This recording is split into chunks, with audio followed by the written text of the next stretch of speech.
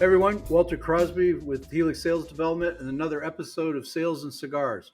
We have I have a really fun episode. At least it was fun for me with Nick Loise, who is outside of Chicago. Great background in sales.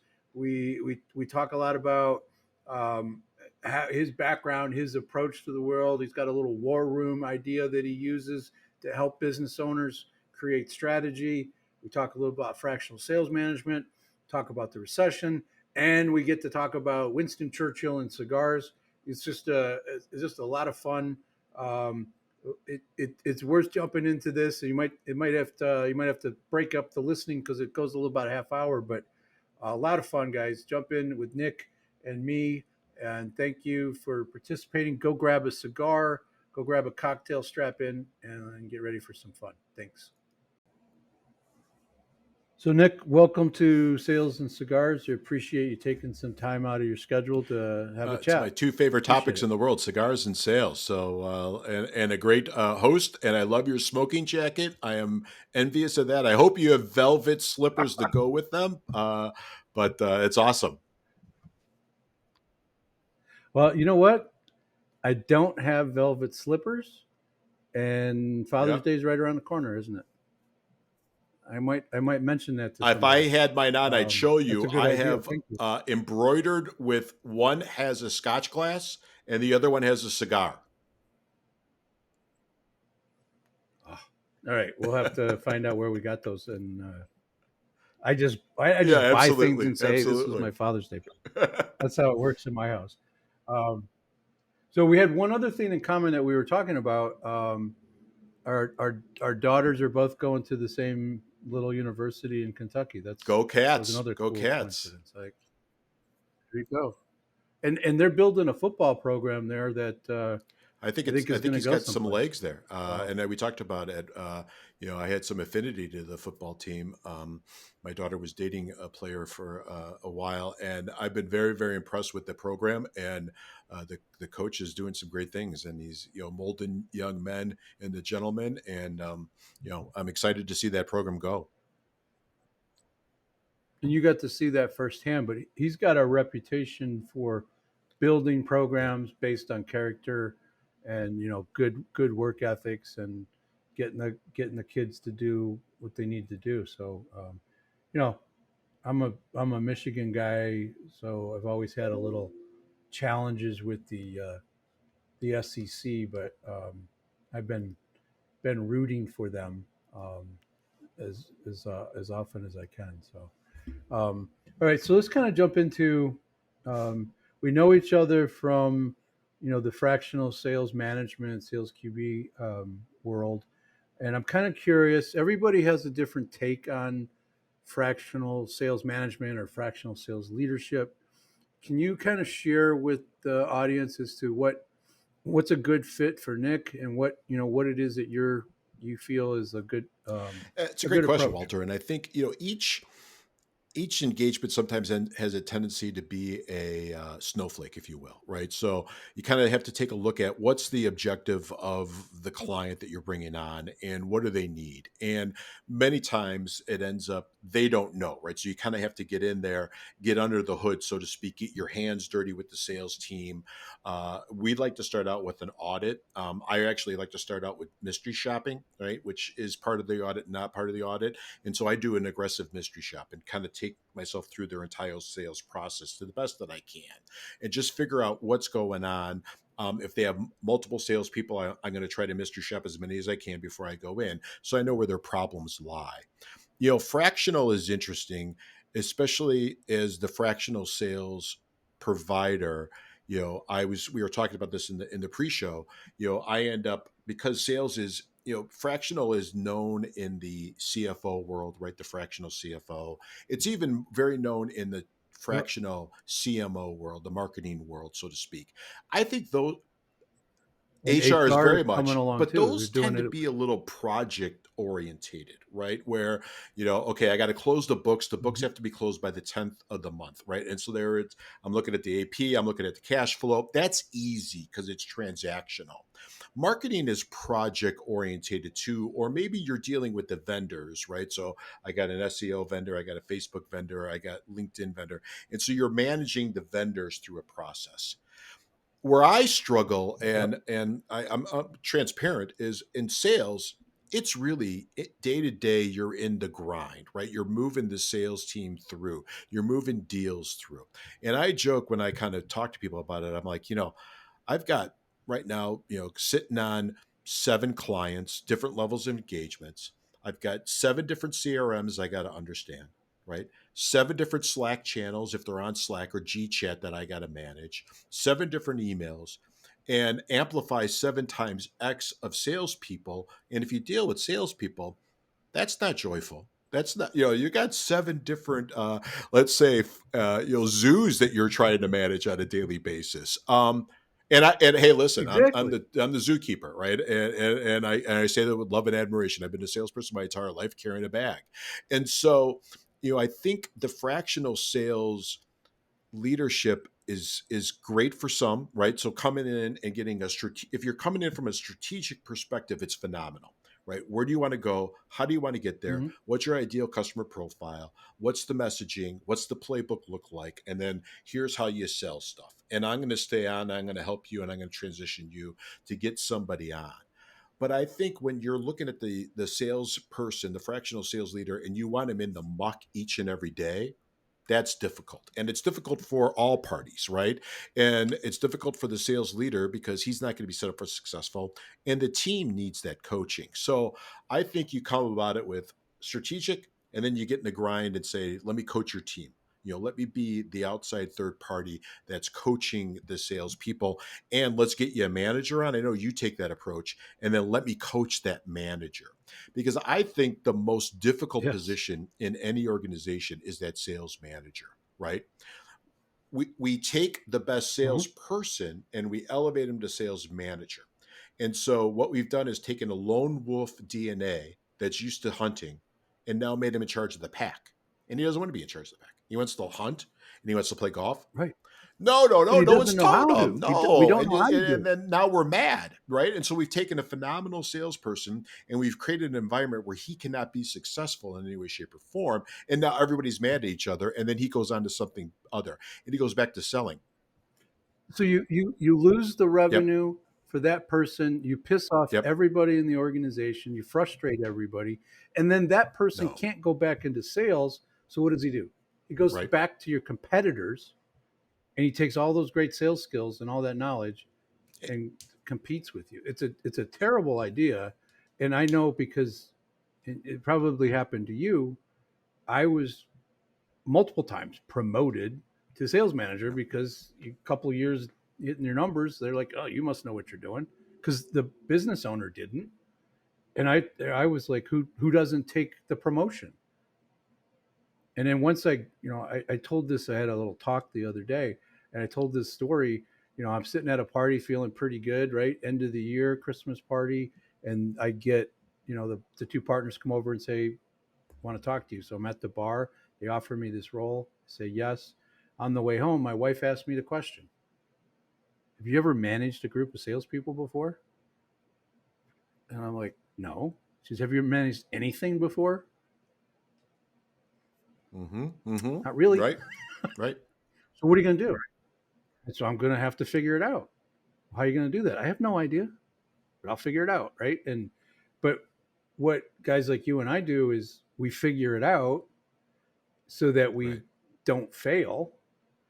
But it's an incredible amount of work, and I don't know. It's a huge mistake. So I love the idea of approaching it from a strategy uh, aspect. Like, let's talk high level. Let's figure out what we really want to do. What do we have that's working? What's not working? How do we fix those things? Um, and I'm curious about this. We always start with, you call it an audit. We have like an evaluation, and then we look at the process. Are they? Do they have a process? Is it written down someplace? Are people following it? Is it just some illusion? And if we can get that working and get the sales managers trained on that, and then they train the salespeople to use it properly, that alone will increase revenue Oh, fifteen I percent. concur. I mean, just by doing that, you're at 11 to 15. Just by focusing on that, just by focusing on the scripting, right, and the follow up sequence of the process. And I think there's a level of increase. You could take that 15, and you probably see this too, to 20 to 25 now because it's osmosis. Now because we're ingratiating everybody in it and doing our one on ones and doing our group meetings and doing our training on it, everybody starts singing from the same hymnal, and it becomes muscle memory, and then it's like now we're off to the races. And you have a You language. You have a have, yep, language that everybody's saying the everybody can same speak. things, and you're testing, right? And I think once you get the process right. So I'm an old direct response guy too, right? I came up the ranks with Jan Kennedy in direct response, and that was my marketing. And so what you did is you got a control piece. And now you manage everything to the control. And I think that's what the audit does, right? So we have this control of a sales process. And now maybe we want to test some stuff along the way, right? Okay, we're not going to test everything Mhm. because now you got anarchy. You're going to test one thing. All Right. right. So now let's look at what's a great follow up sequence. Well, historically, we've touched them 7 times. Maybe it's 3 times on LinkedIn, 4 times on email, 3 calls, whatever that is. And now we test it. And now we're starting to compare it to the control. But you can't do that until you get the audit in place. And now you have a predictable process and you manage through the process. But, that's hard work, right? And you got to roll up your sleeves and you got to get dirty. It is. And the business owner can't do it because he's got to be the business owner, right? And unfortunately, as we talked about, Yep. we started out, the sales manager probably doesn't have that skill set. Doesn't make them a bad person, just means that we haven't created an environment for them to be successful. So let's create the environment for them to be successful.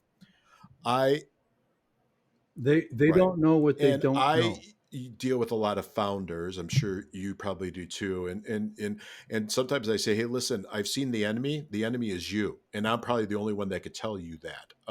But let's get you out of the way and let's get the sales team going. Well, it's funny you say that. I walk that back a little farther. Like when they're excited at the beginning, and they're about to say yes and to do the Yeah. sign the agreement and exchange the negotiable instruments. I always like, hey, let's stop for just a second. Can I tell you why this is going to go wrong? Why this won't work? And it's always the same. They sit back in their chair and like, what? What do you mean? What? Why would this go wrong? And I'm like, well, it's you. Mhm. You are going to be the problem. Now let me explain before you get mad, right? And I'm like, at some point, everybody's going to be real happy here at the beginning. Oh, we're going to get some help and we make them comfortable. And then about 45 days in, they're going to realize that I'm serious, that there's some changes that are going to happen, some accountability that's going to be put in, positive accountability, but it's going to be there. And I'm going to make them do things differently than they have done it. And they're not going to like it. And they're going to come to you and say, this guy's an ass. This guy is being mean. This guy is making me do things I don't want to do. And what you say in that moment Yep. makes or breaks this whole thing. So, can we practice that right now? What are you going to say? Yeah. Next salesperson comes in. And often they'll be like, I can Hmm. tell you who's going to come in and do that. Like, all right, and then we walk them through it. And then it always happens and they're ready. And then they come back to me like, hey, you remember we talked about that? And I'm like, yeah. Well, he showed up in my office this afternoon. Like, what'd you tell him? I told him that you're in charge. And I'm like, okay. Well, how did he take it? He didn't like it. All right, I'll deal with it. But setting that all up, like you said, if you don't help them see, you got to get out of the way, because often you're right, they are the problem, because they don't want to get their fingers out of it. They want to stay close to it, but they've struggled to know what to And I do. don't fault So I them. love I that. mean, they've built a business, right? No, They've built a business, but It's their child. They It's their probably have more child. affinity. I mean, studies show you show a man a picture of his business versus his children, he's going to have higher endorphins going off in his brain because of his business versus his children. So, I don't blame him at That's all, funny. and it's part of the process. So I understand 100%. I understand 100%, and it's how they got to where they're at, and listen, if the wheels come off the bus, it's easy for us to exit the engagement, but now they got to clean it up, right? And so, and Right. I respect. Listen. I've been around small business owners most of my career, and even as a young man in my family, and so I have a high level of respect. It's not easy. I had one mentor tell me, "Hey, listen, Well, you make the sign of the cross every day you walk in, and you pick up the phone, and you start calling people. That's my business model. Let's see if it works." yeah, that's fun. Um, there was something on your website that talked about a sales war room, and the concept was intriguing. So, can you Yeah. talk a little bit about how you use that and describe it? And Thank you. I Yeah, think it's really it's something interesting. that we've done. I did it in a past life with a company, and I brought it kind of proof of concept on somebody else's dime, and then brought it to my own practice. And so it's based on really the theory of constraint, right? So in every sales process, there's a constraint. Somewhere along the way, something is clogging up the sale in the pipeline. And so what we do is we bring them in, and usually it's done with max four, right? Sometimes if they have a big team, you could just do it with them, but you could have four other business owners, non-competition in, and you have everybody in essence Venn diagram or diagram out their sales process. So it goes back to kind of what we're dealing with. And you focus on the messaging, and Mhm. you focus on the offer, and you focus on everything in the process. And then what we do is we kind of means test what's going on and where are sales getting broken up. And so what we then do is reconstruct their offer, reconstruct their process, reconstruct their messaging in a workshop environment, in kind of a mastermind, because you have a bunch of other owners, and so you could kind of test it along the way. Sure. And we want them to bring a key staff or key staff people there too, because they have to, if they don't engage us, they then take this and it's butcher block paper, right? And we roll it up, and they've got it all sticky noted out, and they've got different color sticky notes for different things, right? Email is blue, phone call is yellow. It's all out for them. We tape it up and we send it home with them. Get on. I'm in Chicago, so they got to go to O'Hare. They go back, and then they roll it out and show the staff. And then we get on a Zoom call back in the day, right? And nowadays we do that. Get on a Zoom call and say, okay, what did you hear? Where did you means test it? And where did they say, yes, that will work, or no, it won't work? And now that's your new sales process, right? That's your new script. That's your new scripts and everything along the way. And now it's your job to implement it. But what we found was goes back to your thing, your conversation with the owner, is everybody's excited, but nothing gets really implemented. Nothing goes into the memory or the Right. hard drive or the muscle memory, because that's the hard part. It's easy to be in a room and have a good steak dinner, and kind of BS around and pontificate, but you got to take it back and you got to implement. And so that was the genesis of me doing what I do now, is to say, okay, great, you've got it done. It's been 3 months, you have them implemented. Let me come in and help you implement it, right? But it all starts with the war room. And if they're big enough and they have a sales and marketing, then I will just bring the sales and marketing, and I won't have a lot of other people. Like, I'm only going to do two groups, because it's going to take a lot more time, because we got to look at the glide path. We got to Sure. look at what their inbound looks like. We got to figure all that stuff out. And it allows them to really craft their So messages. you're well messaging, and it's really a go to market 100%. strategy there, right? I mean, 100%. to and that you get their ideas flowing, you get the juices flowing, and then you give them a chance to work it through, test it, and then you come back and you like they probably didn't do a good job, so now you have an Yeah. opportunity to be able to help them. But they've had the chance to really experience and understand what it is you're going to do. The That's a other great thing that idea. I we love it. did Really with great. that is and I'm going to bring it back. I've actually had a group of people that wanted me to do it for a specific niche. And we did a roll room just on hiring. And so what we do is we create an ad, right? And it's a direct response ad, right? So here's who we're looking for, here's who we're not looking for, and we actually deploy that ad on Indeed or Glassdoor or something, and then the next day we start seeing if there's stuff in there. Then we, in essence, create their sales playbook for hiring, right? And so we create all the documents. So here's the job description, right? Here's what I'll create a sheet that's called "What Winning Looks Like," right? So so you sit down with the new hire and say, here's how you win. Here's how I win, right? And the worst Yep. thing, and you find this all the time, they can't even figure out the compensation plan. They're like, yeah, you Sure. 13-year veteran. How do you get paid? I get a check, And is it what you think it is? I don't even know what it's supposed to be, right? So we create a playbook for them in the war room, and this is obviously shorter, right? It's a day and a half that we do these compared to the bigger one. Of here's your hiring plan, and here's how you set people up for success, whether it's a salesperson, an account executive, an inside salesperson, a BDR, an SDR, whatever you want to do. And I think we're going to have to be more strategic in our hiring, and not everybody is. And in the past, it was easy to just kind of put an ad on Indeed, hire them. And I don't know about you, but when I got hired at my first sales job, my best mentor in the world, Art Kent, said, "There's the phone. There's your cubicle. The white pages are there. Start calling your network, you know, and their sales trainings on Mondays. See ya, Wow, and you they were got good sales about that. training. Art was good about that, but it was like, okay, here's the scripts. Let me memorize the scripts. But we don't set people up for success, and we need to set people up for success, and then we get mad. Oh, that's so true. I mean, I think that's a huge mistake of just how Mhm. people onboard.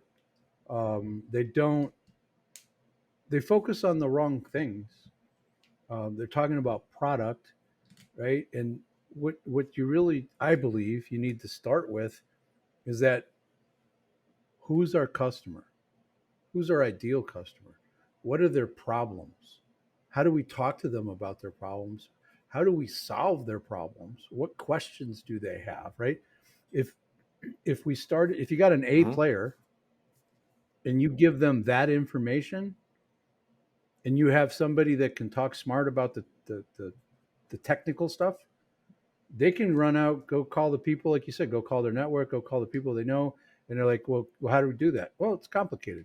If you're serious, I'll get my team in and we'll help you walk you through it. They're hitting the ground running. They know how to have the conversations. So I mean, I think that's a great concept.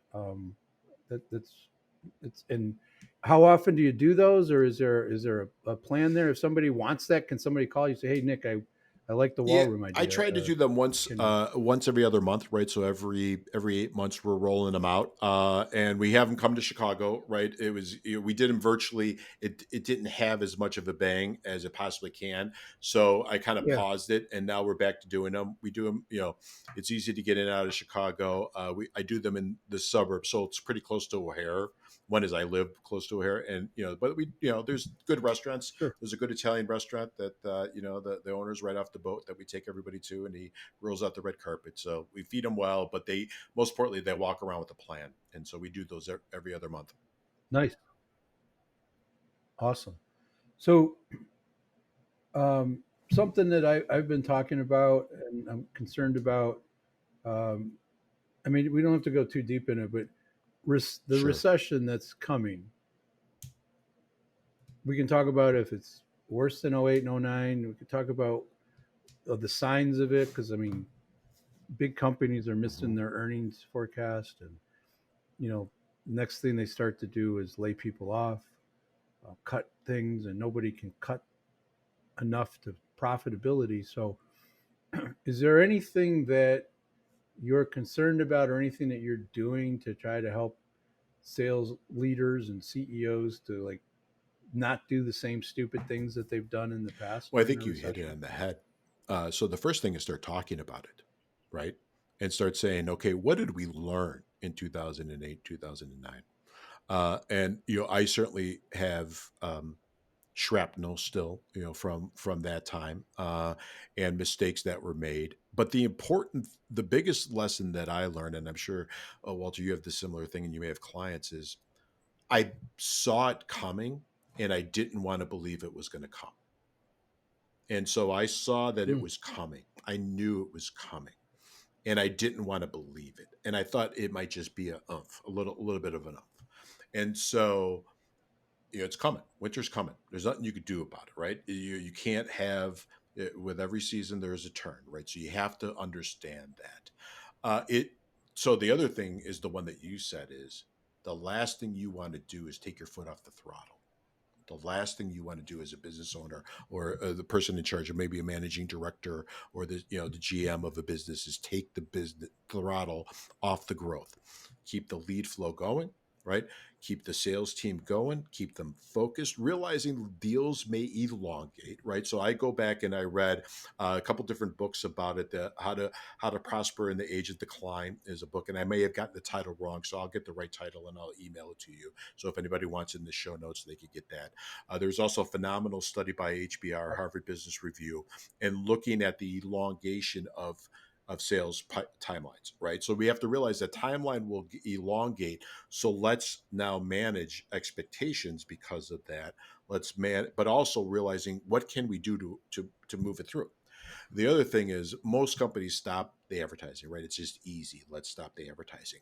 Study after study after study show through every recession, the company that continued to advertise and gain market share is the one that ended up the leader, not just immediately after, but for 10 to 20 years after, right? So if you're playing the long game, right, and your business, keep advertising, keep going with sales, keep getting sales talent, keep defining the sales process and highlighting it and driving it to the next level. um, Continue to Continue support to the team. support the It's going to team. be Don't tough out just. there. The worst thing you could do is, the typical what's coming in today.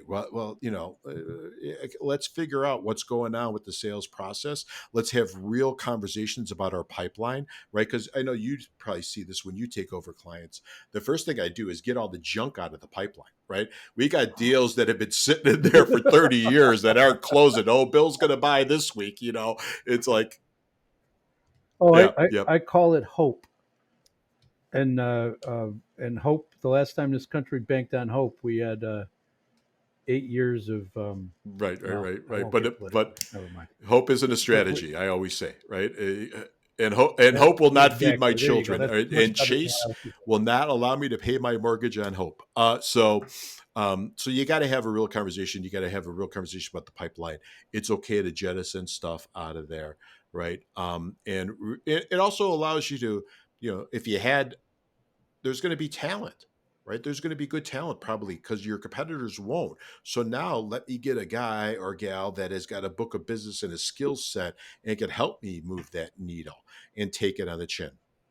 And that's one of the biggest points is like you can thin the herd a little bit in your sales organization, get Mhm. rid of the underperformers, but make sure you're getting Right. rid of the right people, right? 'Cause I had this conversation 2 weeks ago with a CEO, and we had showed him that the worst salesperson he was convinced was his best salesperson.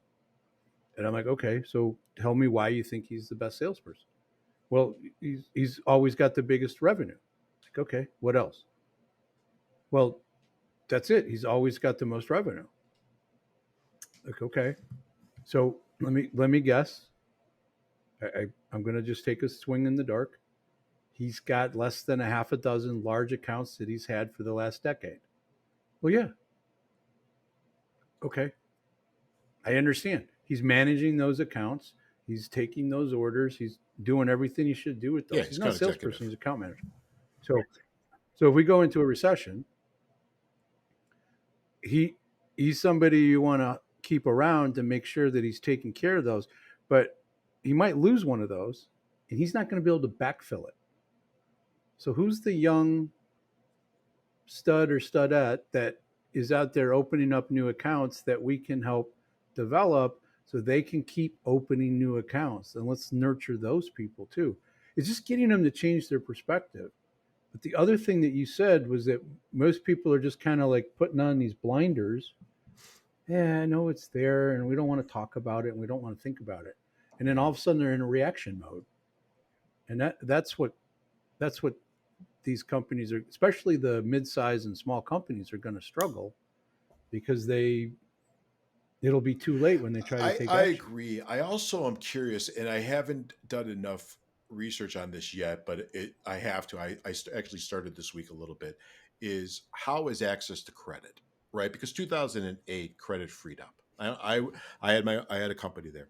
You know, same bank on bank deposits would still not be funds would not be released for 6, 8, 10 days, right? A Chase Bank to a Chase Bank check being deposited, 30K check, 40K check, whatever the size was, 100K check, they were slow to release the money. Everybody was holding on to money for some points. Line of credits, I had a line of credit for one of my businesses, $500,000. I blinked and it was down to 80,000, you know. And so that was the difficulty in 2008. I don't know how access to credit is. There was a lot of free money, cheap money floating around for a long period of time. That will be the difference. And I don't know. My other That's a good fear point. is, the housing. Is there a lot of bad paper? Right. I know in the cars there's a lot of bad paper. In automobiles, there's a lot of subprime auto loans that happen during the beginning of the pandemic. There's studies on that. Does that translate to the houses? Because there was if bad paper is floating out, they got to wash all that out. Well, there's always people, even in good times. You know, we bought a house, and they're like, you could buy a bigger house. Yeah, I know, but this is a house that we Right. want to spend the money on. Well, but we can give you more money. And I'm like, I don't want more money. Yeah. Just because we can get it doesn't mean that we, want to be able to have a, Yeah. $4,000 Yeah. mortgage payment. It's not what we're looking for.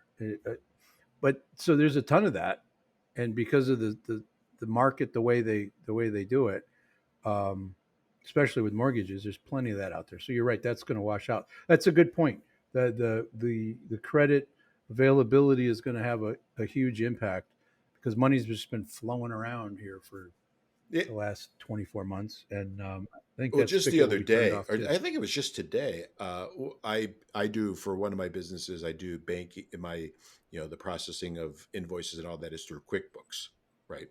And they sent me an email. They said, "Oh, we'd be more than happy to give you a loan. We have loans with rates as low as 9% to only up to 36%. 30%, that's usury. I mean, but there's going to be people out there going after these 36 to 40% loans. They can't pay those back, right? So It, right, right, it right. happened in the 70s, right? Same thing as Biden is going to make Jimmy Carter Yeah, look like a freaking genius. yeah. When all said and done. All right, so let's get to the You topic that we betcha. Yeah, both this want to is the talk boring about. stuff, Not, right? Right, but, right. but sales and cigars, right? That's two of our Enjoy. things that we really, um, exactly, and I think they go together like hand in glove because my ideal client has an affinity towards cigars. I mean, I'm being honest. That if that person, that man or woman that likes cigars, I got something in common that we can go have a conversation. We can have one of those tough conversations over a cigar, Right. and they're not going They got anywhere, it. Yeah, right? they Because got they it. They got to, got it. They got a stick that they got to David enjoy. off. Right.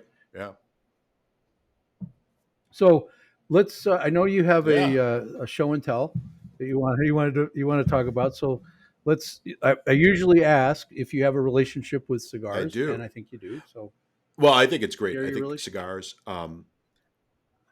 I started out, selling, and then you evolved to kind of a more business development and that type of work. And it did a lot of work on the golf course, right? Cultivating accounts, and that was something you get them for you. I got 4 hours, right? And then we got the 19th hole, which is the most fun, and I got a cigar, right? And Right. so I always had cigars in the house, right? Because I was always bringing them out. You got to bring out, them for everybody at the golf thing, and so I grew an affinity for cigars and kind of people taught me.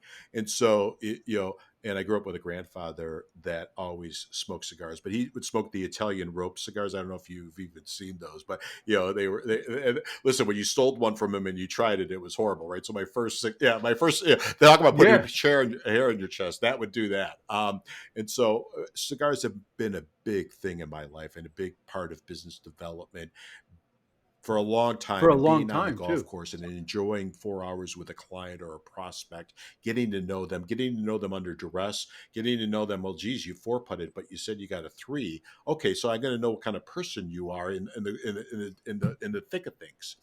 And I have a wife that allows me to partake in cigars just like you do, right? So when we go on trips, we just came back from Florence. She allowed me while they went shopping. I could have a beautiful environment of have a nice cigar. And back then you get some phenomenal Cuban cigars in Italy. Have my Negroni, have my Sure, coffee, and just enjoy it. So I showed just real quick. This is just one of my uh, nice desktop humidors. desktop. It's really really nice, and then I got just a ton of Davidoffs, right, and then some Monte Cristos, and then some Cubans. So my favorite cigar that I've been enjoying is the various Churchills, right? So the Davidoff Churchills, and I love Winston Churchill to begin with, right? I think he's a great historic character. Uh, That's another thing we have in common. To me, he was like the greatest politician, uh, orator, mhm. speaker of the truth. I mean, he came out about Hitler 5 years before anybody Right. else really understood who he was, right? And like this guy's trouble. He said it in Parliament multiple times, and I interrupt, but that's and another and thing we got in and I common, Nick. think what we do is speakers of the truth. You just gave it one example while you and I were going through that of the speaker of the truth of saying, okay, great, he's your favorite salesperson, you love him, he's putting up a $500,000, but he's not a salesperson, he is an account executive. Nothing wrong with that, but he's an account executive. That's great. Oh, But just so you know, you're going to lose 25% of this book of business. It's just going to happen because we got to go shop this out now, and something's going to happen. He cannot backfill that. So that's a speaker of the truth. And I think we talk about fractional sales and sales in general, and I think what's lacking is sales leadership, right? The ability to say no, this is really what's happening, right? The data shows me X, the data shows me Y. This is who Hitler is 5 years before this is. You could have the Munich Accord and realize that nothing is going to happen, and he's just going to blow proverbial smoke up your.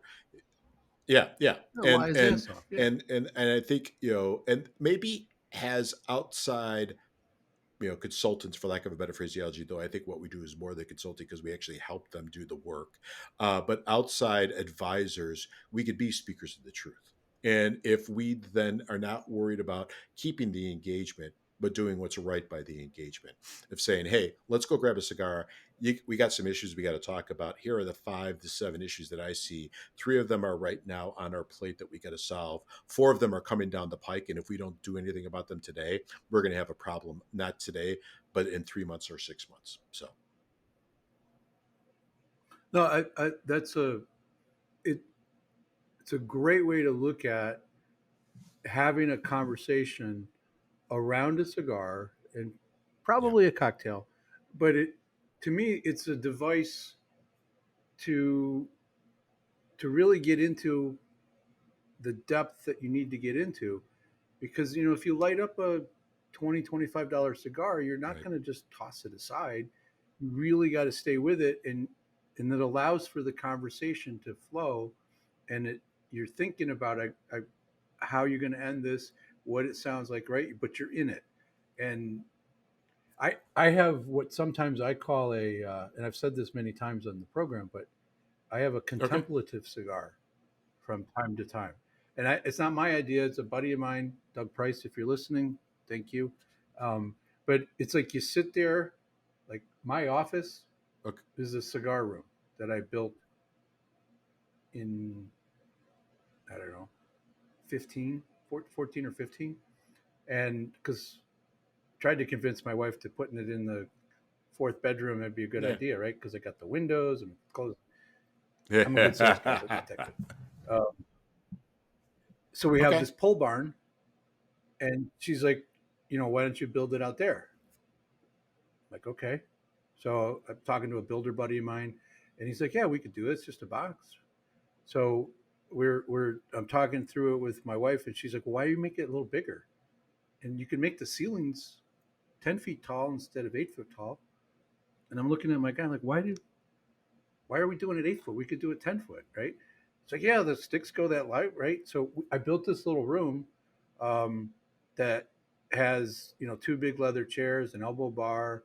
The area here, this area now is my office space, but it used to have a high top. I could get 3 or 4 guys out here.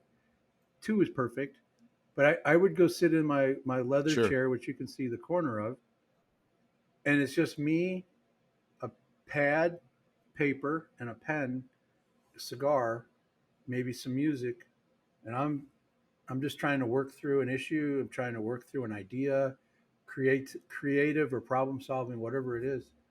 And I got 45 minutes, hour, depending on how hard I work on the cigar, to really work it through. And I don't know. To me, it's a great vehicle for me to think a little bit. But I love your idea, right? The golf course, of course, but to be able to go have that conversation about those things that we got to get fixed. It's how we use it. It's awesome. Um, so, is there a go-to cigar for you? The everyday It's like, cigar is probably various of Ashton, right? Or a Monte Cristo. That's because it's easy for me to get to. good. My the local tobacco that I go to, or there's a bigger liquor store chain that also has very good humidors. I like those. I'm not opposed to asking, what do they like, right? To try, I'm going to try a cigar. Because I have the ability to pick up Davidoffs, I probably have those, but you're not smoking those every day. Maybe that's you just enjoy that. But I enjoy the Ashtons. I enjoy the Monte Cristos. Um, Aging room, I've enjoyed them, and that's kind of last year. That was during COVID. It was tough to find any kind of cigar, but some of them are more difficult than others. So I had a humidor full of the aging room. Especially there was a couple of them that were like number one or number three cigars of the year over the past couple of years. Yeah, they've Yeah, they've yeah, had and some in the they're rankings on inexpensive, it. right? They're not going to break the bank. They're $14, $15 a stick, right? So that's not bad. So Yeah, I'm agnostic, right? Some I don't like, right? So some I'll have, but I'll do it all. And I got my dad. He goes now to my local tobacco store and buys his lottery tickets. So I said, well, when he wins, so I told the guy that sells it to him, I said, when he wins, you better have a box of Dunhills or something for me, so because I'm sending them in there every day. So yeah, right. Payback. Exactly. Yeah, I those are all great cigars. I like experimenting, but I always have one or two boxes oh, of those good Padron cigar, yeah, 4000s in my. Um, it's just like it never goes yeah, bad. I mean, there's yeah. never a bad stick in the bunch. They burn well. They're never You never have to poke them. They're great cigars. So I'll be sending you a few of my Oh, Helix excellent, excellent, cigars. well branded. I love it. Um, yeah, they're it's fun to be. We use coffee Okay. and cigars as sort of a marketing tool. Um, and I met some guys. I met a guy through this organization I belong to, and we kind of connected and hit it off. So I sent him my coffee and a couple of cigars in one of the little branded boxes. And his wife finds it, right. She gets the mail, and he's calling me to say thank you, and she's screaming in the background, what are you doing stealing my idea, right? Because her go to market strategy, she Okay. goes to a lot of conferences, So she would be the woman and she's really brilliant. She's a great salesperson, but she would be the one sitting there with a humidor that's full of cigars, and then just people would walk up, it's like, is that a humidor? Yeah, you smoke cigars? Here you go. Right. And then she would get their business card. That was the price of the cigar. And then she'd have a conversation with them. Right. So she either tossed the business card, right? And all it did is cost her a cigar. Um, and humidor was empty every day. She had to restock it. I mean, it's a brilliant idea. And I'm like, well, I don't think that's your idea, right? I think Yeah, that's it's open source idea, open right? sourcing here. So, I but I appreciate you I yelling at me. had I was at a trade show, a small group event, but they had a trade show area, and one of the exhibitors had a cigar roller. So if you want, you pick out your leaves, right? He'd have different leaves, and he'd roll. So now while he's rolling the cigar, your staff is engaging in the conversation, while he's doing that. So I put like five different shirts on and went five different times, and got five different cigars, right? So I had a hat, You had took a my hat. glasses You did on, them put my glasses fancy. off, so I did not let that Sure, opportunity go to waste. So I was focused on it. absolutely. Cool. Well, Nick, this was Yep. a lot of fun. Um, so I started this podcast to do two things: have fun and and have good conversations about sales and cigars. And I think this ranks up there with the best of them. I really appreciate you sharing ideas and showing Yeah. your cigars. We've got kid at the same college. We've got cigars. Sales is a passion. Churchill, I mean, Churchill is a as a a sort of a, I wouldn't say, can't say mentor. What do you call him? aspirational hero, right? A guiding. Who's I got don't more know if quotes I don't than know of him? any. Or how about more books? I mean, you talk about a prolific writer. I mean, that guy, he wrote history, and I'm just impressed by him. Yeah, he's just a brilliant guy who made money, lost money. He Yeah. was nearly Right. broke at one point, um, and just Yep. a character. So Thank you. again, thank you, appreciate it. Let's do We it. will Thank you. talk Take soon. care. Thank you.